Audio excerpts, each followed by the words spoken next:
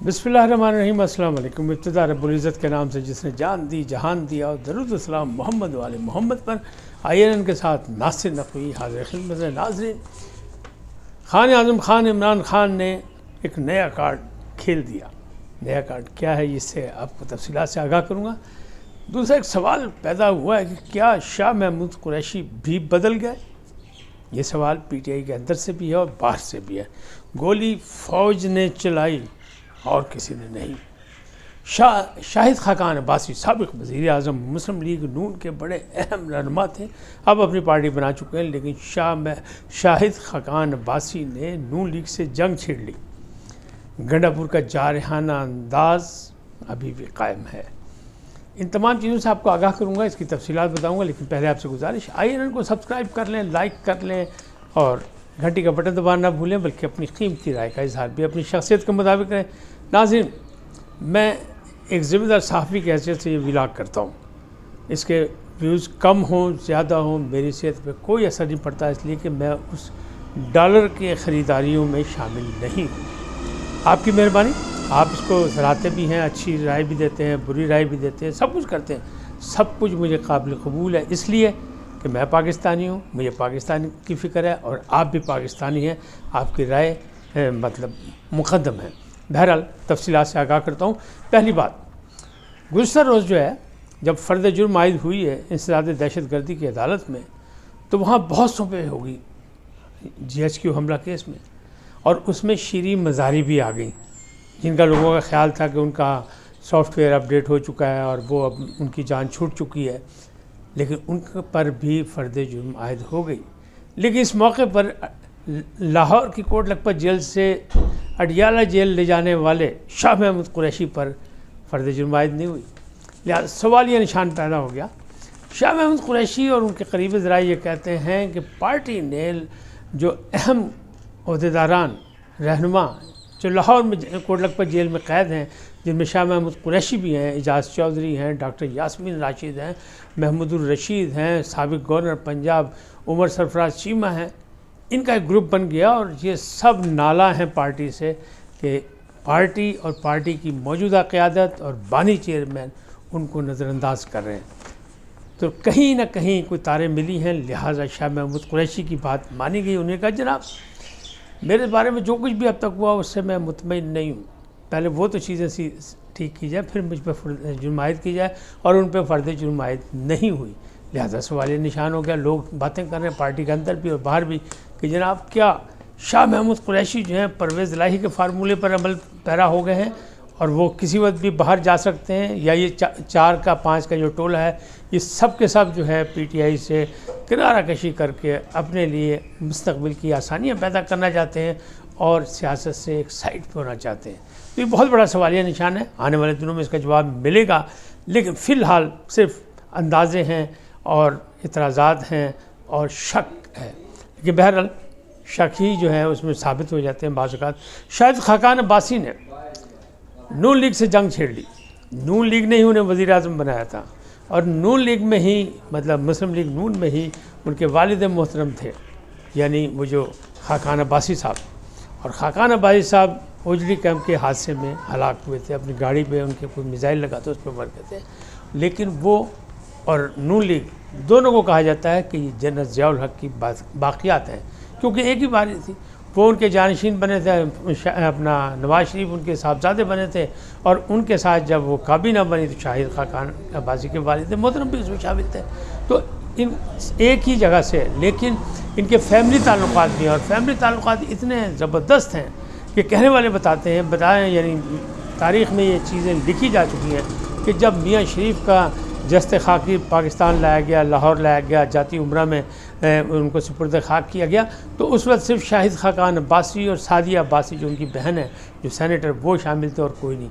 इसका मतलब क्या है? इसका मतलब ये उनके ख़ास था। और फिर जब बहरान पैदा हुआ, नवाज शरीफ की हुकूमत का ख़ात्मा किया गया एक दफ़ा फिर लाठी जो निकली वो शाहिद खाकान अब्बासी की, यानी इतने करीबी है। लेकिन अब वो अपनी पार्टी बना चुके हैं, और उन्होंने सिंध हाई कोर्ट में एक दरख्वास्त दायर की है कि जनाब 26वीं तरमीम जड़ी है मुल्क को कौम के ख़िलाफ़ है, आइन के ख़िलाफ़ है, अदालतों के ख़िलाफ़ है, इंसानी हकूक़ के ख़िलाफ़ है।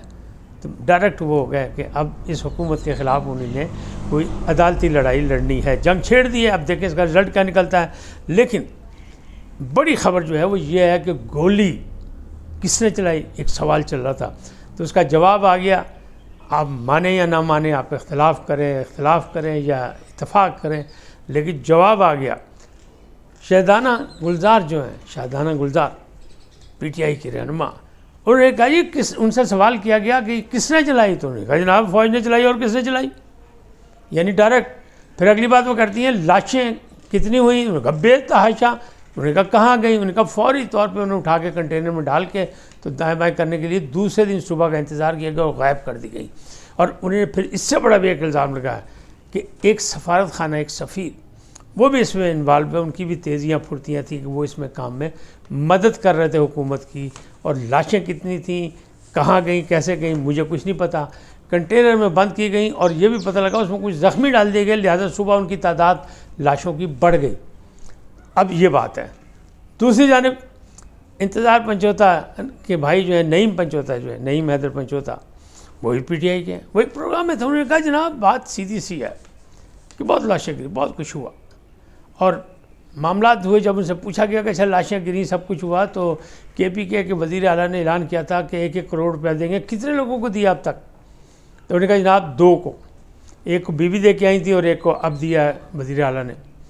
تو انہوں نے کہا باقی 10، انہوں نے کہا وہ بھی ہو جائے گا، باقیوں کا بھی دھیان کر رہے ہیں۔ لیکن بات تو سیدھی سی ہے کہ لوگ پوچھتے ہیں کہ اگر 10 لاشیں تھیں یا 12 تو مان لی ہے تسلیم، تو 12 کے گھر اب تک تو چلے جانا چاہیے تھا، تحقیقات ہو جانی چاہیے تھی، ان کو سامنے لے آنا چاہیے تھا، ان کی تصویریں بھی نہیں شائع کی ہیں، تو جناب ان کے گھر تو 1-1 کروڑ روپیہ پہنچ جانا چاہیے تھا۔ اچھا ان سے ایک اور سوال کیا گیا کہ جناب یہ سرکاری فنڈ سے دیا جا رہا، انہوں نے کہا نہیں، یہ گڈھا پور صاحب جو ہیں کارکنوں سے محبت میں اپنے ذاتی فنڈ سے دے رہے ہیں۔ تو بھائی کا نواں کٹا کھل گیا کہ اگلی باری جو ریٹرن جمع کران گے گنڈا پور صاحب، تو کیا یہ سارے کروڑ اس میں شامل کریں گے؟ اچھا کریں نہ کریں، میرا خیال ہے ان کو یہ حق مل گیا کہ وہ کر دے کہ ہم نے اتنے کروڑ دے دیے، تاکہ ان کو کچھ بلیک منی جو ہے وائٹ منی ہو جائے، ایک راستہ ان کے لیے کھل گیا۔ اچھا اب جس انداز میں شاہدانہ گلزار نے بات چیت کی، وہ بھی کوئی آسان بات نہیں ہے، لمحہ فکریہ ہے، کہہ رہی مجھے پتہ نہیں، میرے پاس ثبوت کوئی نہیں ہے، لیکن مجھے یہ علم ہے کہ یہ ہوا ایسا، اور کنٹینر میں ڈال کے لاشیں بڑھ گئیں، اور ایک سفارت خانہ بھی اس میں انوالو تھا۔ تو جناب اس کی تحقیقات ہونی چاہیے، اور حکومت کو اس کو آسان نہیں لینا چاہیے۔ شاہدانہ گلزار نے بہت بڑا الزام لگایا، ایک تو فوج پہ ڈائریکٹ لگایا، کوئی ثبوت نہیں، کوئی بندہ نہیں کہہ رہا کہ ڈائریکٹ فوج یا کہیں فوٹیج یا کوئی آڈیو یا کوئی پولیس فوج نے گولی چلائی۔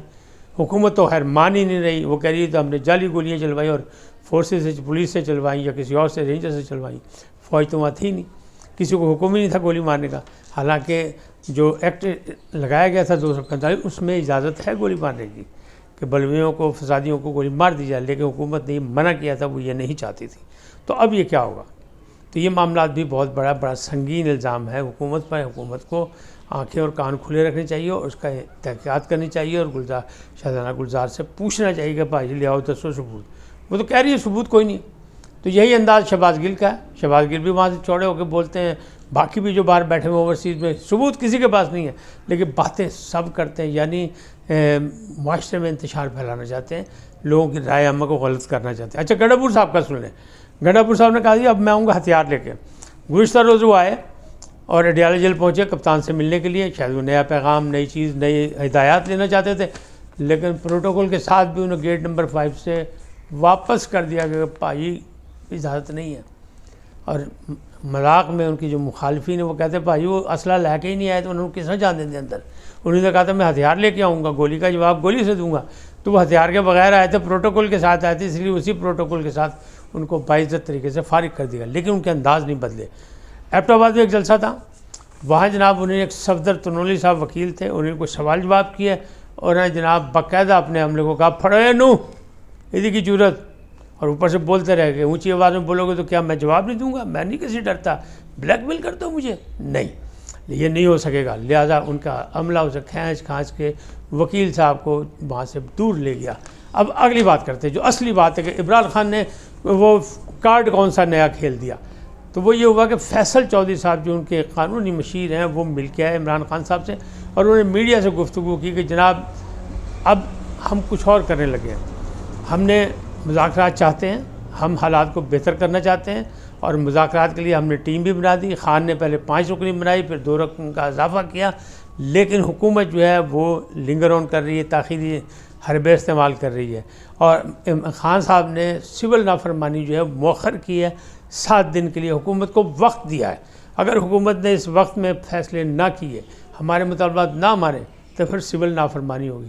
دوسرا جو کارڈ کھیلا رہے ہیں وہ یہ ہے کہ وہ کہہ رہے ہیں کہ ہم انٹرنیشنل آبزرور کو بلائیں گے، یعنی اب یہ عالمی سطح کے لوگوں کو بلائیں گے اور بلا کے ان کو پاکستان کی عدالتوں میں ہونے والے مقدمات اور فیصلوں کے بارے میں آگاہ کریں گے، ان کو کارروائیاں دکھائیں گے، انہیں بتائیں گے پی ٹی آئی اور بانی چیئرمین کے ساتھ کتنا ظلم ہو رہا ہے، کس انداز میں فیصلے ہو رہے ہیں اور ان کو انصاف نہیں مل رہا، انسانی حقوق کی خلاف ورزی ہو رہی، یعنی عالمی سطح پر ایک نئی جنگ چھیڑنے کا ان کا پروگرام ہے، اور یہ فیصل چودھری صاحب نے میڈیا کو آگے بتا دیا۔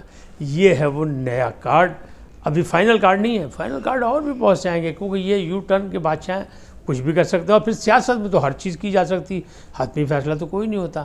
لہٰذا یہ آ گیا کہ اب بدنام کیا جائے گا کہ عدالتیں اور قانون اور حکومت عمران خان کے ساتھ ظلم کر رہی ہے، انسانی حقوق کی خلاف ورزی کر رہی ہے، اور دوسری جانب جو ہے وہ امجد علی جو انسداد دہشت گردی کی عدالت کے جج ہیں، انہوں نے ان 58 جن کو دوبارہ گرفتار کر لیا گیا تھا رہائی کے بعد، ان کی نہ صرف ہتھکڑیاں کھلوائیں، ضمانت دی، بلکہ جناب وہ پولیس وین تک گئے اور جا کے پولیس والوں کو کہا کہ اگر آئندہ ان کو اگر کسی نے گرفتار کیا تو پھر میں بیٹھا عدالت دے وچ، اور میں اس وقت تک بیٹھا رہوں گا جب تک ان کی رہائی نہیں ہوگی۔